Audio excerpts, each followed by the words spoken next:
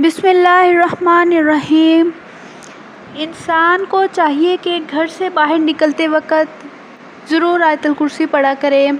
अगर घर में भी रह रहा है या अपने बच्चों पर भी, वो ज़रूर शैतान से हिफाजत का जो नुस्ख़ा है वो अप्लाई करे। तो आज मैं शैतान से हिफाजत का नुस्ख़ा शेयर करूँगी आपके साथ। जो भी नुस्खे, जो भी वज़ीफ़े आपके साथ शेयर कर रही हूँ, ये सहाबा कराम के हैं या रसूल अकरम सल्लल्लाहु अलैहि वसल्लम के बताए हुए हैं या औलिया अल्लाह के हैं। और ये वो वज़ीफ़े, वो अमल हैं जिनकी इजाज़त आम है। आज मैं शैतान से हिफाजत का नुस्ख़ा शेयर करूँगी। हज़रत शुएबी रज़ी अल्लाह ताला अन्हा कहते हैं कि हज़रत अब्दुल्ला बिन मसूद ने फ़रमाया, जो रात को घर में चाहता हो कि शैतान से उसका घर महफूज रहे, उसे चाहिए कि सोने से पहले कुछ अमल करके सोया करे, तो शैतान से उसका घर महफूज रहेगा। जो अमल करने हैं वो ये हैं कि सूरह बकरा की 10 आयतें जो पढ़ेगा, सारी रात उसका घर शैतान से महफूज रहेगा। सुबह तक यानी कि कोई शैतान घर में दाखिल नहीं हो सकेगा।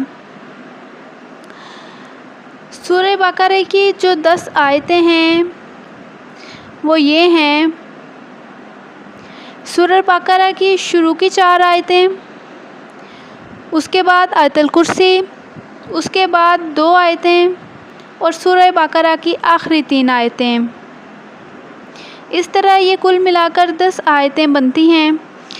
और जो शख्स चाहे कि शैतान से हिफाजत रहे, उसे चाहिए कि ये पढ़कर अपने बच्चों पर फूंक मारा करे, उन्हें अल्लाह ताला की अमान में दिया करे और अपने घर के सारे कोनों में पढ़कर फूंक मारा करे। हज़रत अब्दुर्रहमान बिन औफ़ का घर जो था, उसमें अब्दुर्रहमान बिन औफ़ जब अपने घर में दाखिल होते थे तो तमाम कोनों में आयतुल कुर्सी पढ़ते थे। वो तो जब आप घर में दाखिल हों तो ज़रूर पढ़ा करें आयतुल कुर्सी। लेकिन अगर आप रात के वक़्त सो रहे हैं या आप चाह रहे हैं कि आपके बच्चे शैतान से महफूज रहें, तो आपने सूरह बकरा की 10 आयतें पढ़ने का मामूल बना लेना है। वो 10 आयतें सूरह बकरा की शुरू की 4 आयतें हैं, फिर आयतुल कुर्सी है और आयतुल कुर्सी के बाद की 2 आयतें हैं और सूरह बकरा की आखिरी 3 आयतें हैं।